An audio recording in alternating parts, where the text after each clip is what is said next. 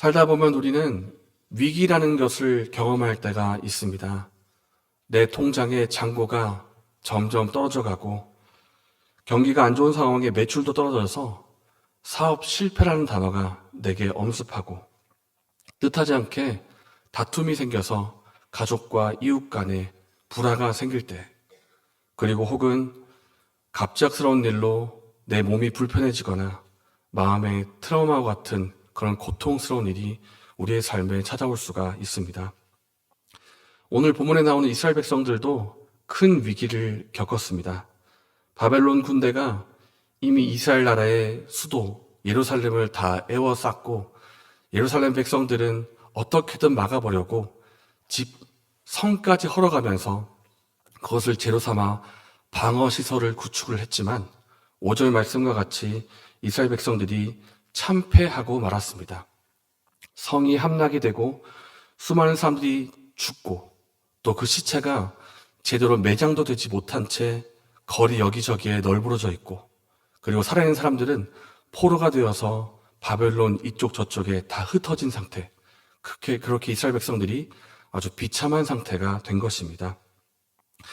그래도 이스라엘 백성들이 하나님의 백성들인데 왜 이런 심각하고 비참한 일을 겪게 되었을까요? 그 이유는 이스라엘 백성들이 과거에 행했던 죄악 때문이었습니다. 제가 5절의 말씀을 읽겠습니다.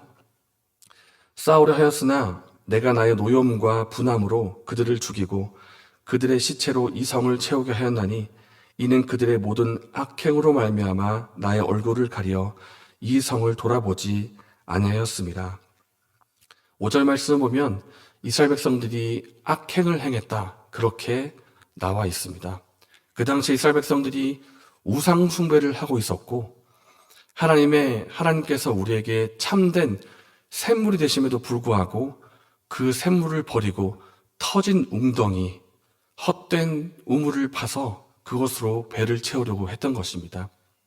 더 큰 문제는 이스라엘 백성들이 우상 숭배를 하고 있음에도 그 죄악이 너무나 깊었기 때문에 내가 지금 죄 가운데 행하고 있다라는 자각조차 없는 무감각이 더 심각한 문제였습니다. 예레미야가 하나님 말씀을 통해서 죄악을 지적을 해도 그 죄를 깨닫지를 못하고 계속해서 죄의 길을 걷게 된 것입니다. 알고 보면 이스라엘 백성들은 스스로 위기를 자처한 것이라고도 볼 수 있는 것입니다. 우리도 살아가다 보면 이스라엘 백성과 같은 위기를 경험할 수가 있습니다. 위기와 어려움이 올 때 하나님께서 나한테 왜 이렇게 하시나, 나 정말 억울하고 섭섭하다, 이렇게 생각할 수 있지만 어떻게 보면 그 위기와 고통은 알고 보면 내가 스스로 자처한 것일지도 모르겠습니다.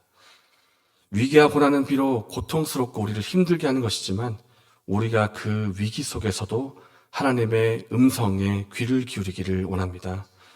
C.S. 루이스는 말합니다. 고난이 무엇인가? 고난은 하나님께서 우리에게 들려주시는 확성기다, 그렇게 말을 합니다. 우리가 평소에 하나님의 뜻을 잘 깨닫지를 못하니까 고난이라는 확성기를 통해서 하나님의 뜻을 우리에게 들려주실 때가 있다는 것입니다. 그래서 우리에게 위기가 찾아올 때 당장 그 위기를 피하려고 몸부림치기보다는 그 위기 속에서 하나님께서 주시는 음성이 무엇인가 귀를 기울이고 뜻을 찾아보자는 것입니다. 조금 전 우리는 우리 삶에 찾아온 위기가 때로는 우리의 잘못과 실수로 인해서 온 그런 고난일 수도 있다라는 것을 살펴보았습니다. 그렇다면 하나님께서는 그 징계를 통해서 우리에게 무엇을 행하기를 원하시겠습니까? 하나님은 그저 잘못한 사람이 누군가 이렇게 눈에 불을 켜고 보고 있다가 한 사람에도 걸려라, 그러면 그 사람에게 고통을 주고 그리고 힘들게 하는 그런 가학적인 존재이신가? 그렇지가 않습니다. 하나님께서는 우리를 너무나 사랑하시고 너무 사랑하시기 때문에 때로 징계를 허락하실 때도 있습니다.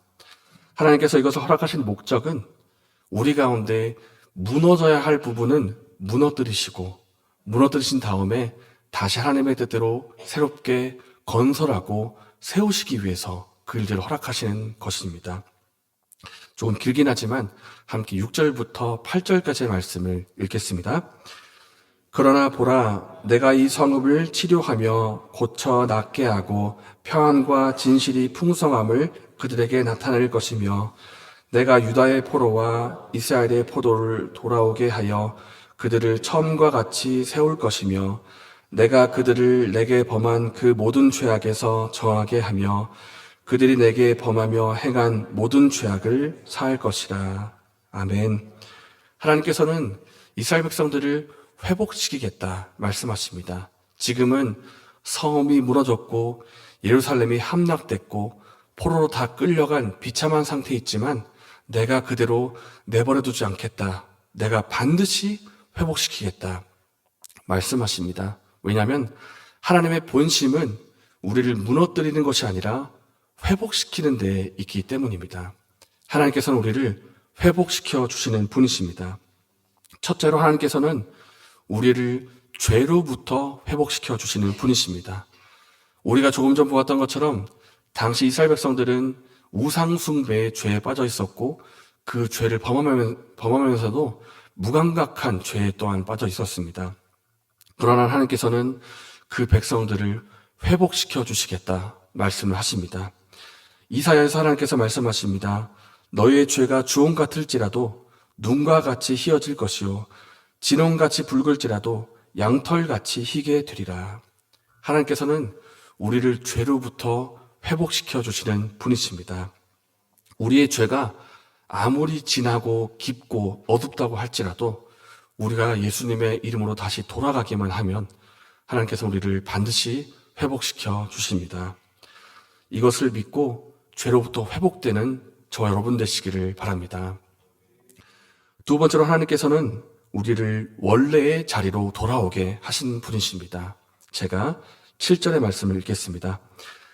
내가 유다의 포로와 이스라엘의 포로를 돌아오게 하여 그들을 처음과 같이 세울 것이며 이스라엘 백성들은 죄로 인해서 멸망을 했고 그리고 나중에는 바벨론의 포로가 되었습니다.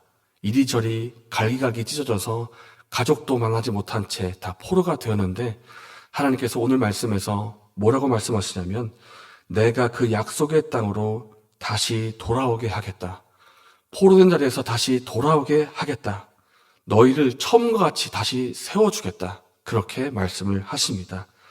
하나님의 본심은 우리를 파괴하는 것이 아니라 다시 회복시켜 세워주시는 것에 있기 때문입니다.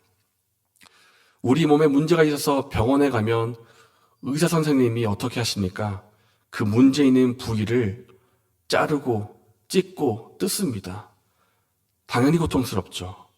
그러나 의사 선생님이 그렇게 하시는 이유는 그 문제되는 부위에 그 문제되는 부분을 제거하기 위해서 그렇게 찢고 뜯으시는 것입니다.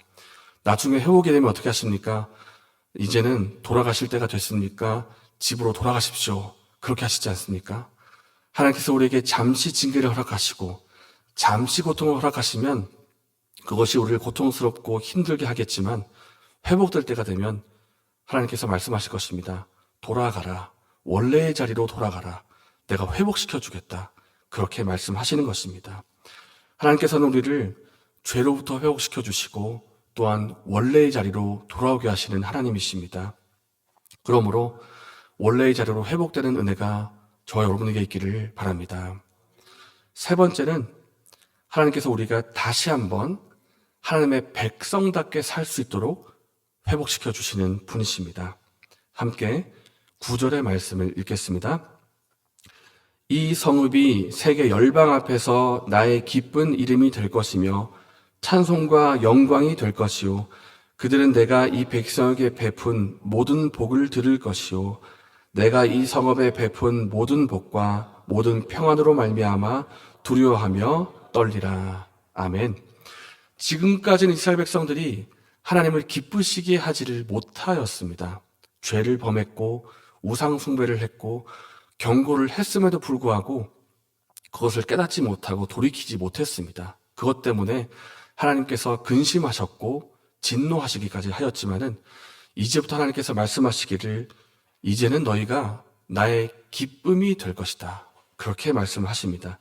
열방 앞에서 나의 찬송과 나의 영광과 찬송이 될 것이다. 내가 너에게 베푼 평안과 복 때문에 세상이 그것을 보고 두려워까지 하게 될 것이다. 그렇게 말씀을 하십니다. 신약으로 말하면 너희가 빛과 소금이 될 것이고 예수님의 향기를 나타내는 삶을 살 수 있도록 내가 다시 회복시켜 줄 것이다. 이렇게 말씀을 하시는 것입니다. 하나님께서 우리를 부르실 때 그냥 부르신 것이 아닙니다. 분명한 목적과 뜻이 있으시고 이 땅에서 빛과 소금의 역할을 감당하는 것이고 어두운 세상에 빛을 비추는 것이고 그리고 죄악의 냄새가 나는 이곳에서 그리스도의 향기가 나타나는 그 삶을 살아가는 것이 우리의 삶의 목적인데 우리가 때로는 실수와 잘못으로 그렇게 살지 못한다 할지라도 하나님께서는 우리를 포기하지 않으십니다. 우리를 다시 회복시켜 주시고 내가 다시 한번 너희로 하여금 그리스도의 향기를 나타내는 삶을 살게 하겠다. 어두운 이 땅에 빛으로 살게 하겠다. 그렇게 회복시켜 주시는 분이십니다. 그러므로 빛으로 살아가는 그런 은혜가 저와 여러분에게 있기를 바랍니다. 사랑하는 여러분, 하나님께서는 때때로 우리에게 위기를 허락하실 때가 있습니다. 그러나 우리가 고생하고 고통하고 무너지고 좌절하는 것이 하나님의 뜻이 아니라 그 이후에 다시 세워지고 다시 건설되는 것이 하나님의 뜻입니다. 하나님의 본심은 회복에 있기 때문입니다. 지금 여러분의 상태는 어떤 상태에 있으십니까? 우리가 평안하고 아무 문제가 없으면 참 좋겠지만은 혹 고통과 어려움 가운데 있는 분이 계십니까? 하나님께서 말씀하십니다. 너는 내게 부르짖으라. 내가 내게 응답하겠고 내가 알지 못하는 크고 은밀한 일을 내게 보이리라. 우리가 하나님께 돌아가서 부르짖고 기도하면 하나님께서 우리의 기도를 들으실 것입니다. 그리고 우리의 죄악을 회복시켜 주시고 다시 원래의 자리로 돌아오게 하시고 다시 하나님께서 부르셨던 그 목적대로 살아갈 수 있도록 은혜를 베풀어 주실 것입니다. 이것을 믿고 주님께 돌아가 회복되는 은혜가 저와 여러분에게 있기를 바랍니다.